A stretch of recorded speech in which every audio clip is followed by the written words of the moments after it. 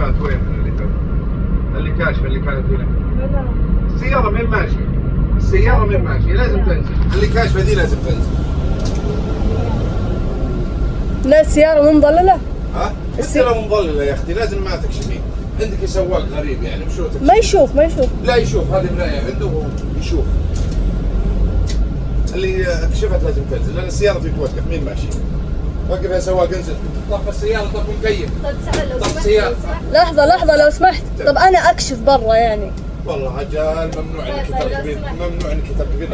ليش؟ ها؟ ليش طيب؟ ممنوع، نظام الجامعة. ليش؟ ما وقعتي على ورقة انت؟ لا ما وقعت. طاقة باص؟ ايش؟ طاقة باص معك؟ ايه خليها. ما نسيتها في البيت. مو مظلل. مو بلا اللي كشفت، مو بلا اللي كشفت، بس اقول لك يعني اقول انا اكشف برا. تكشفين برا ممنوع تركبين باص. طب اوكي خلاص. السيارة هنا لها أنظمة، لها قوانين، ما تكشفين، ما تفتحين قزاز، ما عمري قد سمعت كذا. على ايش حاطين اقزة انتم؟ كيف؟ على ايش حاطين اقزة؟ طيب المكيف خربان مثلا افتح قزاز مثلا اقول لك. ما شغلها. قبل امس ركبت مع باص المكيف حار، فتحت الدريشة. طيب لا ممنوع. يوقف الموتور كله، ما تمشي السيارة. يجيب لكم سيارة ثانية، ما عندكم مشكلة. اوكي معليش. يمكن زين طرحتها او شيء زي كذا. والله عارف اللي تزين طرحتها وعارف اللي تطيح طرحتها، لكن مفرعة لا. لا مو. لا ما حد والله لحظة. ما اوقف انا اي سيارة. دقيقة. انا شايف الوحدة مفرعة. طيب اوكي. والله ما حد مفرع، والله والله. طب خلاص. لا تتهم وتحلف كله. طب اوكي الحين خليه يمشي لانه انا كويس اني وقفت السيارة، ما جبت الامن وسويت تحكي. كويس اني اوقف طب السيارة. اوكي خلاص يعني وش بيصير بدك تقعد بالشمس ولا ايش؟ يجي ولي امر يشيلها، ما عندنا. طيب لو سمحت. سكر السيارة وطفي المكيف. لو سمحت.